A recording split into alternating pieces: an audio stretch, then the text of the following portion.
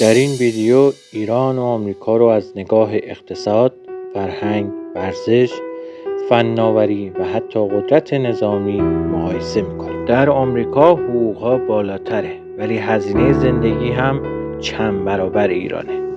اقتصاد آمریکا بزرگترین در جهانه، اما ایران هم با منابع طبیعی غنی جایگاه منطقه‌ای قدرتمندی داره. ایران قدرت موشکی و منطقه‌ای برجسته‌ای داره، اما آمریکا در مقیاس جهانی اول جهانه. بودجه نظامی آمریکا از مجموع 10 کشور بعدی هم بیشتره.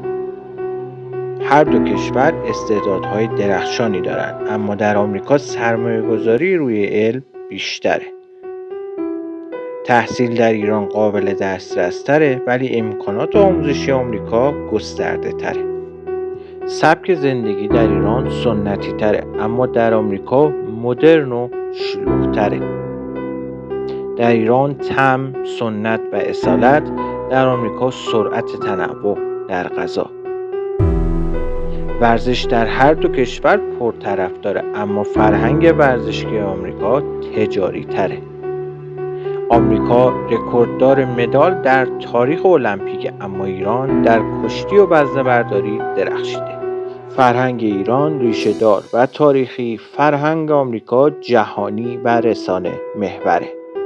هر جامعه بر اساس ارزش‌های خودش عمل می‌کنه، اما تفاوت در نگاه به آزادی واضحه.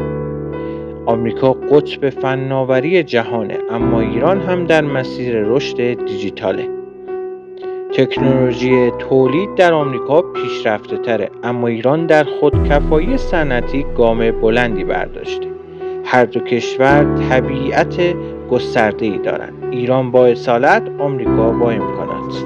نوآوری در آمریکا صنعتی جهانیه، اما ایران هم در حال پیشرفت سریع در فناوری‌های نوپاست. ایران تأثیرگذارترین کشور خاورمیانه است، آمریکا هم رهبر نظم جهانیه. دو ملت متفاوت اما با یک بچه مشترک، تلاش برای پیشرفت. ایران ما غمگینه. مقایسه جذابه، اما در نهایت انسانیت مهمتر از ملیته. مهم اینه چطور زندگی کنیم، نه کجا.